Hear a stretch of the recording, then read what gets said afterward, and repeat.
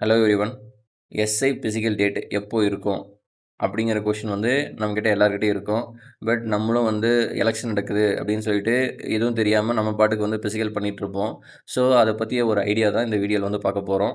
So ஒரு prediction எப்போ இருக்கலாம் அப்படிங்கிறது தான் வந்து இந்த வீடியோவில் பார்க்க போகிறோம். சரி, ஃபஸ்ட்டு வந்து இப்போ என்ன பிரச்சனை வந்து என்ன கேசஸ் வந்து போயிட்டுருக்கு அப்படின்னு வந்து பார்த்தோம்னா எஸ்ஐ ரிலேட்டடாக ஃபஸ்ட்டு பாருங்கள். ரிட் பெட்டிஷன் நம்பர் 11362 பார் 2026.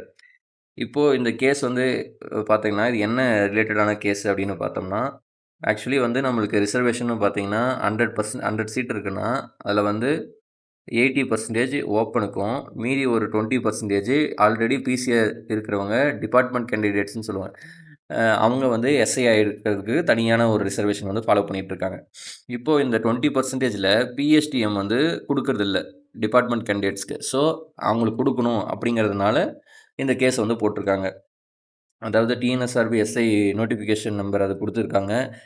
இது வந்து ஒரு void, illegal, unconstitutional, exclude department கேண்டிடேட்ஸை பிஎஸ்டிஎம்லேருந்து எக்ஸ்க்ளூட் பண்ணியிருக்காங்க அப்படின்னு வந்து சொல்கிறாங்க இந்த பெட்டிஷன் அந்த ப்ரேயரில். ஸோ இதுதான் இப்போ பிரச்சனை. இதுக்கு என்ன வந்து ஆர்டர் கொடுத்துருக்காங்க அப்படின்னு பார்த்தோம்னா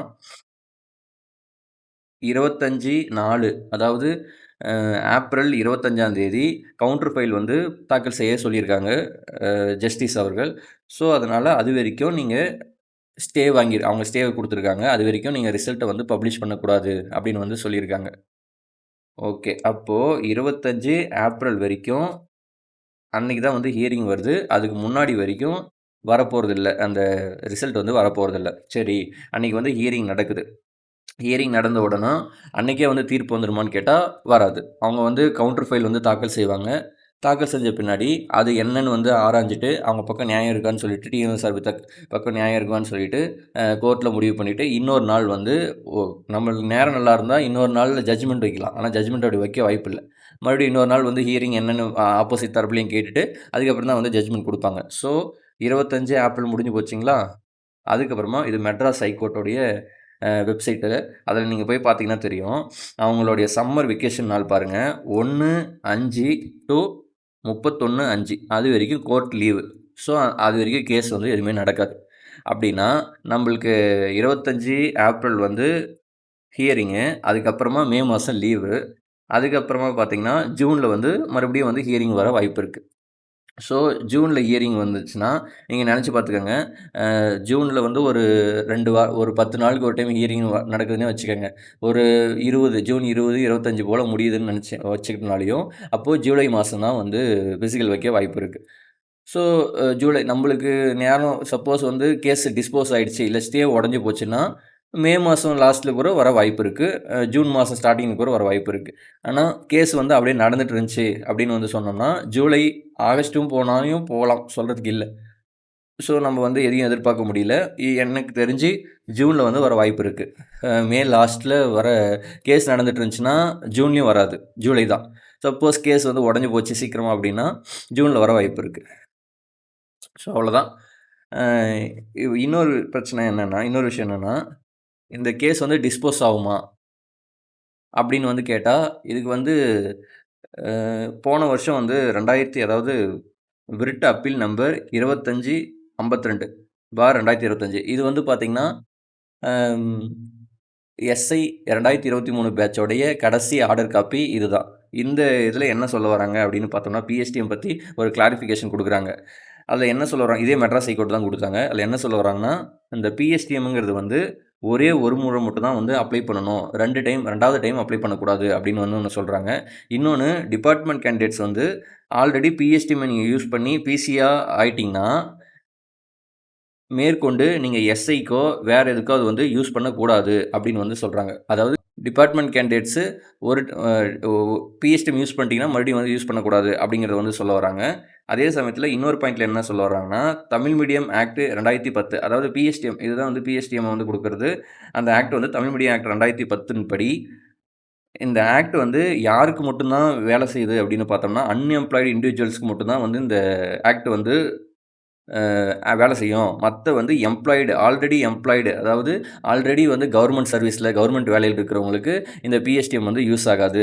அதாவது இந்த பிஎஸ்டிஎம் உடைய நோக்கம் என்னென்னா, ஒரு இங்கிலீஷ் மீடியம் கேண்டிடேட்டும், ஒரு தமிழ் மீடியம் கேண்டிடேட்டும் இருக்காங்கன்னா, அந்த இங்கிலீஷ் மீடியம் கேண்டிடேட் வந்து கொஞ்சம் இவங்கள விட வந்து பெட்டர் பொசிஷன்ல நல்லா வந்து படிச்சிருப்பாங்க. அவங்களுக்கு நெறைய வந்து சலுகை கிடைச்சிருக்கும். நல்லா கொஞ்சம் டேலண்டா இருப்பாங்க. அப்படிங்கிற ஒரு நோக்கத்தில, தமிழ் மீடியம் கேண்டிடேட்ஸும் வந்து நல்லா வந்து அவங்களுக்கும் வந்து வேலை கிடைக்கணும் அப்படின்றதுக்காண்டி கொஞ்சம் இடஒதுக்கீடு குடுக்குறாங்க. ஸோ, நீங்க இப்போ வந்து இங்க என்ன சொல்ல வராங்கன்னா, நீங்க தான் ஆல்ரெடி வந்து இத வச்சு இந்த தமிழ் மீடியத்த வச்சு ஒரு வேலைக்கு போயிட்டீங்கல்ல. மறுபடியும் வந்து நீங்க மேற்கொண்டு எதுக்கு உங்களுக்கு அதாவது இன்னொரு ஒரு தமிழ் மீடியம் கேண்டிடேட் அந்த பிஎஸ்டிஎம் யூஸ் பண்ணி வருவாங்கல்ல.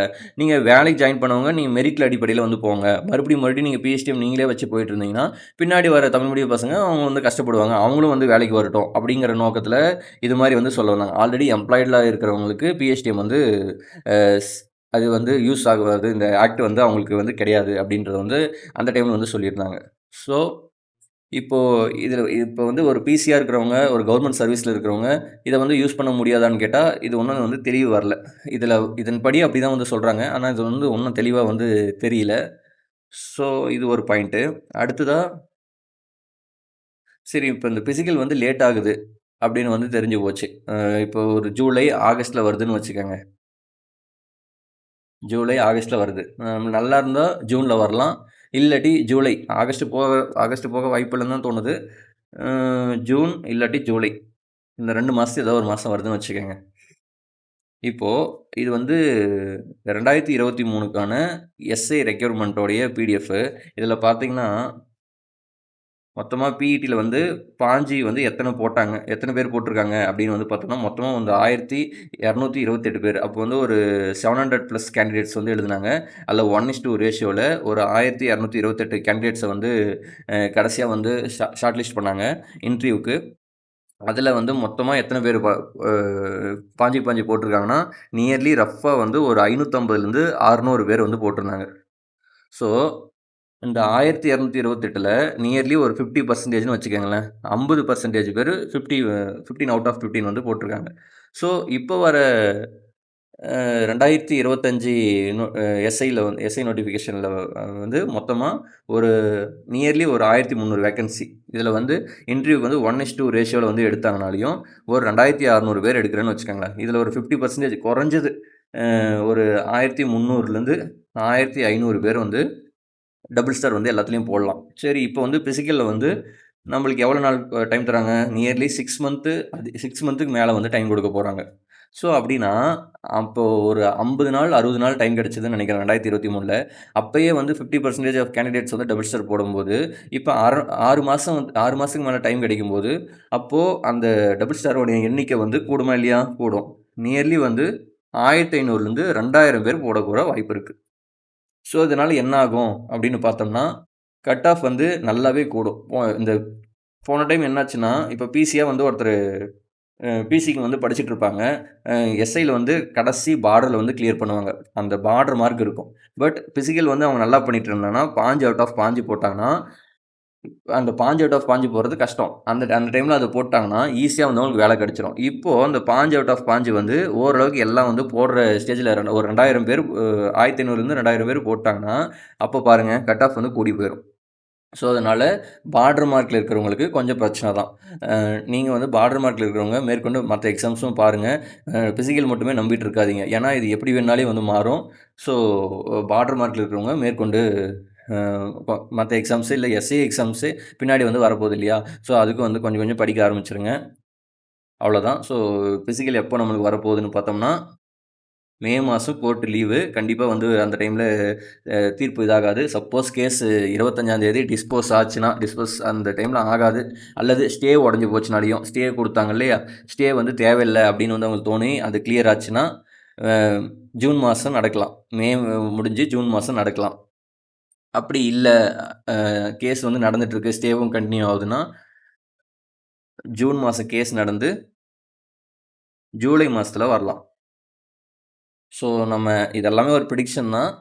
எல்லாமே கன்ஃபார்மும் கிடையாது. ஸோ, பொறுத்து இருந்து பார்ப்போம். Thank you.